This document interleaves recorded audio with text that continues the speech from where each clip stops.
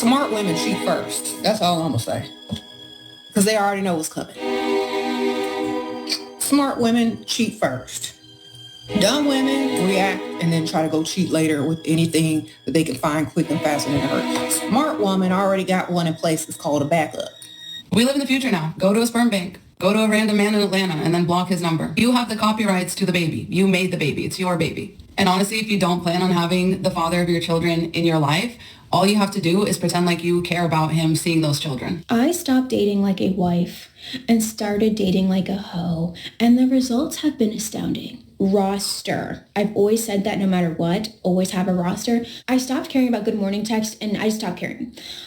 I got so triggered with the good morning text with the dude I was dating last because I was like, look, say good morning and do something. Say good morning and be like, hey, here's some money, do this, do that, do this. If you're not doing that, it's not a good morning. At this point, the red pill movement is pretty much rolling over in its grave for the men.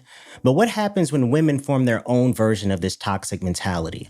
As someone who's done a few deep dives into the different aspects of red pill ideology on the men's side of things, I think it's only right to take a look at how the same type of ideology is affecting women, and to understand where we are now, starting at the earliest forms of preparing women for adult social and romantic life makes the most sense, because it was usually far less extreme on the grand scale of things as compared to what it is today.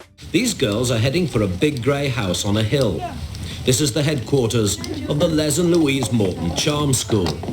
They will pay about £17 for a course on etiquette, modelling, table manners, deportment and makeup. So as I understand it, girls going to charm schools between the 1950s and 80s was one of the early ways of preparing them for social acceptability, including dating. Essentially, it was an educational program that focused on teaching social graces, etiquette, deportment, and interpersonal polish, which are fancy words for carrying yourself well in different social situations, and femininity according to what was acceptable at that time. These courses or programs were usually short and lasted about 5 to 10 weeks and were geared toward the middle class. Around that same time period, there was also finishing schools, and these were private educational institutions that pretty much taught the same things as charm schools, except they were geared toward wealthy families with more of a focus on cultural literacy. The goal was to finish general education while preparing them for entering into high society, marriage, and domestic management. So mainly networking and making sure the haves stay having. And these also died out around the same time in the late 80s. Since then, a lot of what was taught in these schools has been absorbed into the public school education system, or now that women have access to higher education, it's taught at universities by honor societies and sororities and even professional white-collar spaces in the form of communication workshops, leadership coaching, and business etiquette seminars and soft skills. In the early 2000s, the concept of charm school was even turned into a VH1 series that was a spinoff of Flavor of Love. I've watched so much slop in my life, so this shit just falls out the memory bank sometimes. So if you don't remember the show, it's fine. But basically, it was hosted by Monique and it featured the Flavor of Love contestants. There was also another one hosted by Sharon Osbourne called Rock of Love Charm School for the Bret Michaels version of the show. All slop, all trash, but very memorable. But I think this is where the concept of charm school made its way to the masses, being that it was televised for the world to see. It was a show and tell of why those girls weren't chosen by Bret or Flavor Flav, while also giving them the opportunity to polish their etiquette as ladies and win some money in the process. At this point in time, this shit is really just entertainment and it's not meant to be taken seriously at all. We were just laughing at women being publicly shamed by other women, unfortunately. What used to be private learning sessions were turned into trashy spectacles. It is what it is. As these types of shows started going out of style in the early 2010s, we start to see the rise of social media platforms like MySpace, Facebook, Twitter, and Instagram. It became easier to curate an image of yourself for the outside world to see. Your personality becomes a brand. Being authentic becomes performative. Interpersonal mentors and coaches are largely replaced by social media, and everything becomes about marketing yourself effectively instead of behaving properly, for lack of a better phrase. And this is where the charm school values morph into things like being a high-value woman, being a boss babe, and living a soft life. It went from correcting behavior with charm and finishing schools, to punishing behavior for entertainment purposes, to rewarding behavior with attention, views, and engagement. engagement. The sense of accountability is gone. It's inconsistent, and there's no real shared standard. Instead of institutions saying this is how society works, we have algorithms saying this is what's going to get the most attention. Social media decentralized everything, but the system was still there. And when rules aren't clear anymore, people start making up their own, or they start looking for new ones, even if those rules are working against them. And this is where the shift goes from practical tips to dangerous worldviews, where women are being taught to see men only as resources, making relationships transactional and in some cases very close to escorting. That dating is only about competition, to using sexual leverage as a means to an end. And that it's empowering and aligns with the concept of feminine energy. When in reality, a lot of the time it's just the blind leading the blind, the whole misery loves company thing, and women looking to make a quick bag off other women who've had bad encounters with men, have unresolved trauma, or are playing off the fact that other women want their lifestyle, real or fake. Mostly fake, by the way. And this is not to dismiss any real trauma that women have been through, because we all know that some men can be shit partners. Not all men, but some. And there's a lot of societal factors at play as well that drive this mindset. And to be fair, a lot of the content doesn't come out of nowhere. It comes from real personal experiences of being undervalued, being taken advantage of, or feeling like you're putting in more than you're getting out. So wanting to protect yourself, have standards, and not get played is understandable. That should be common sense. And some women may feel justified in the way they feel depending on what they've been through. That's fair. I acknowledge that. And a lot of this isn't even about power, it's about control, trying not to be hurt. But when everything becomes about control, the ability to actually connect with someone gets lost. And then we have other issues. But when you really break this ideology down, it starts from a different place, but it ends up in the same realm. It's red pill manosphere talking points flipped to accommodate a female audience. Hello, everybody. And now to discuss one of my most controversial topics. Why women should practice submitting to all men. Ladies, it is a universal rule for a man to spend money on you. It's a universal rule. You guys wanna know something? If I went to fucking Saudi Arabia or the UAE and I set up a table and said women deserve less, no one would give a fuck. Like, do you a broke man don't have love. Look at when they say money loving people. We don't deserve pretty women. No, they don't. I'm not saying that. I'm a freaking monster. Put more on my back. Put all of it you got. People are intimidated by your energy, and you tend to be the outcast in a lot of situations. In this video, we're talking about 10 micro habits to be perceived as a high-value man. Hey, best friends. Welcome back to my channel. In today's Juicy Girl Talk video, I'm going to be telling you ladies how to be a high-value woman, part 2. Guys, do not marry a woman from the United States. Y'all can live in the same house, and she thinks sweeping her own floor is a slave duty. Here's the difference between American men and European or Latin American, Middle Eastern men. The reason why American men are not really pursuing the way that they're supposed to is, one, because they've been spoiled already. If you don't know this already, Latin men, European men, and Middle Eastern men all have one thing in common. They're actually men. Teaching women how to be high value is the same thing as men teaching other men how to be high value. Telling women to evaluate men based off of income is similar to men ranking women by looks, age, and desirability. Women saying don't build a man, pick one who's already built isn't so different than men saying women only date up. It's the same framework. Don't be attached, don't care too much, all women are like this, all men are like that, you're gonna waste your time, women are gonna use you. It feels like both sides are preparing for war, not a relationship. It's just manipulation tactics, but it sells. It's Mr. and Mrs. Smith, two people playing roles, hiding who they really are until it all falls apart. But it sells. And this is where the nuance is lost, because nuance doesn't normally go viral. This is why we always see the extremes of shit pop up out of nowhere with this type of content. Nobody likes being angry alone. Anger, bitterness, spite, and outrage convert better than actual good advice. And this is the reason why the pink pill ideology exists and why content creators under that umbrella become so popular so fast, while also giving us examples of what happens when those beliefs don't match reality.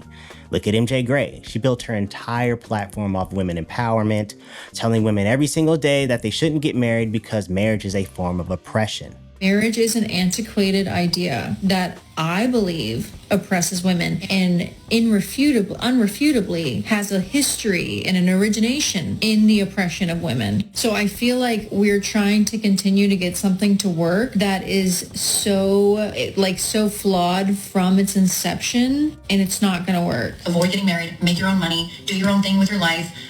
Do not put all your eggs in the basket of a man. Once you get married and once you have those children, everything's different. You do not have that same freedom anymore. You will not have that same opportunity anymore. And that if a man isn't an asset, he's a liability. Having a boyfriend is not a flex, and not having a boyfriend does not reflect poorly on you. Not having a boyfriend or a husband reflects positively on you in today's day and age, because it shows that you have high standards for yourself. And she hated men so much that she herself is getting married, or is married now. Yes, I am engaged. Yes, I am the same person who made several videos saying that I never had any plans to get married, I did not want to get married, and I did not agree with the institution of marriage. So what does that say about the advice she was giving?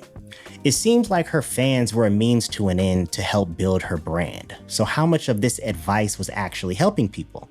That's the question.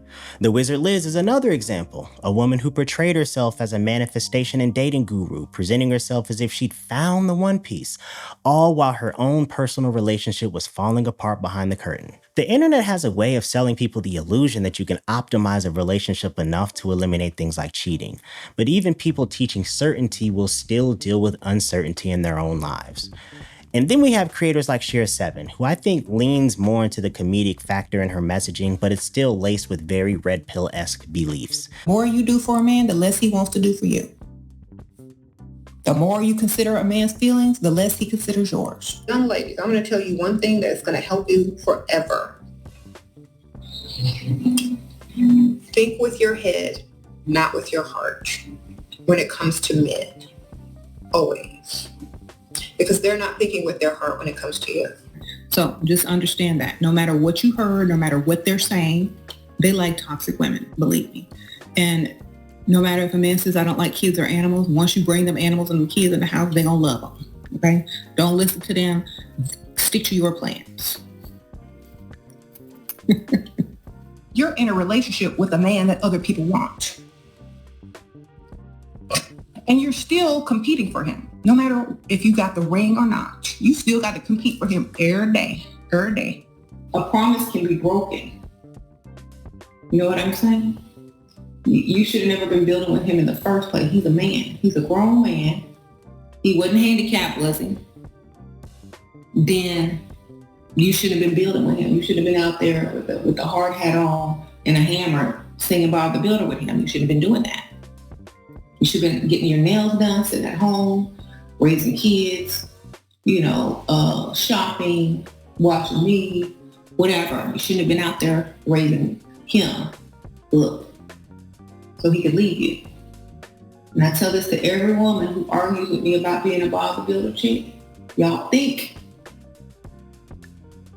that it's going to pay off, but it never does. Just picture Myron with a wig on. I mean, if Myron was a woman, he'd be Sheraseven. They're the same person in my eyes, all right? Just on opposite ends of the spectrum, all right?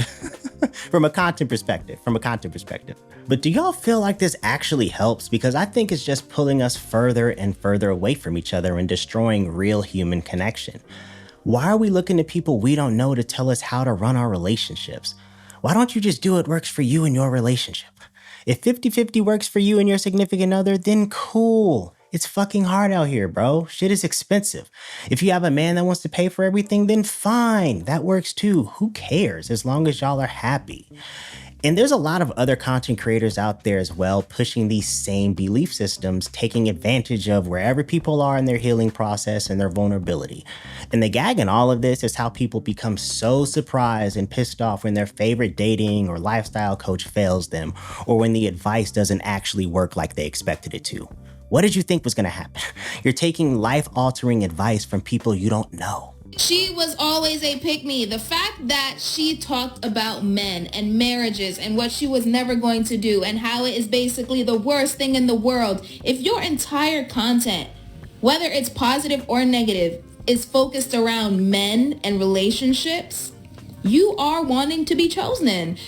What this situation with MJ Gray is teaching me is not even about the hypocrisy that, people are alleging that she's displaying.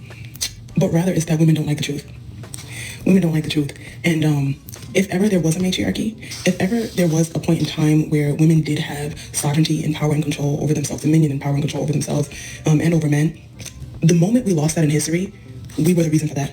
Another thing about this MJ Gray situation, and this is how I know a lot of you don't live in real life and don't have real life experience with men. A man is never going to set you up to win without him. Yes, you have bags and expensive gifts and designer jewelry and stuff like that, but when he decides to kick you to the curb, what will your life look like then? I just saw that MJ Gray's new fiance she met on TikTok. And I feel like that's the biggest red flag of it all. And I think MJ Gray wanted to be the catalyst that woke us all up from the delusion that some influencers post certain things just for views. But she has. I have loved her content over the years. She has been there for me in times when I was probably at my most salty self in my divorce. You're listening to Sheraseven and you're looking for a husband and you don't understand why you're still single, it's probably because you're listening to Sheraseven. Sprinkle Sprinkle Lady is teaching women how to be narcissistic. I will die on this hill. And the reason is because I used to follow her and I used to look up to her and I used to actually take her advice. I haven't dated in 3 years. I got a divorce 3 years ago. I was very broken when I was following her. And that's when I was taking all of her advice. So I was, just kind of storing it in my mind. Okay, that's what I'll do once I do date. And she just came across my For You page and I was like, I can't believe I actually fed into this. It's so clearly narcissism now, but I didn't see it then. All when I was dating in 2022, that was my ish. I had just gone on my celibacy journey and I was just starting it out. And I had just been so hurt from my relationship with my ex and then the guys that I had been seeing, and I had been tired of feeling misused and just taken for granted and just not valued. And so the whole basis of the Sheraseven movement is that if you're not being treated with value in the dating pool, it's because you do not value yourself. And that is something that I realize now is completely flawed because you always have value.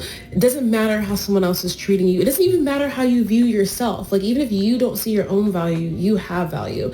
I know that people came after me for saying this the first time, but I'm going to say it again. The biggest reason why content creators like Sheraseven do not appeal to me whatsoever is because of the fact that they have fandoms that take their word as gospel and don't like it if you question their methods or you don't exactly agree with every little bit of advice that they give you. And to me, I don't think that's okay. And because you disagree with them and how they teach certain things, oftentimes you're accused of being a pick-me-sha and all this other stuff, when in actuality, I personally just feel like it's just red pill advice covered up in pink wrapping. Simple. If you can honestly say there's nothing wrong with the pink pill ideology, then you can't have any smoke for the red pill community. They're the same group of people. They all sit at the same table. Again, it's the same framework, just flipped. And it's crazy because there's women out there taking life advice from people who don't have their best interest at heart, who benefit, whether intentionally or not, from keeping you emotional, engaged, and addicted to their content. I think we need to be more careful about who we listen to for life advice, man. Content creators are entertainers at the end of the day, and some of us will entertain at all costs to keep you on our page, no matter how far from reality we have to get, no matter how miserable we have to make you feel, no matter what lie we have to tell, okay? And with the economy getting worse, your bullshit detector needs to get better, because niggas is trying to eat out here. Not everybody giving you advice is actually trying to help you. Some of them just want your attention. Don't blindly trust anybody on the internet, not even me. I might end up saying or doing something you don't like one day and piss you off. Nobody has all the answers. Good advice should make life easier to navigate. It shouldn't give you anxiety, and it shouldn't make you feel like every relationship is a game to win. Stop letting people take advantage of your pain. Thanks for watching.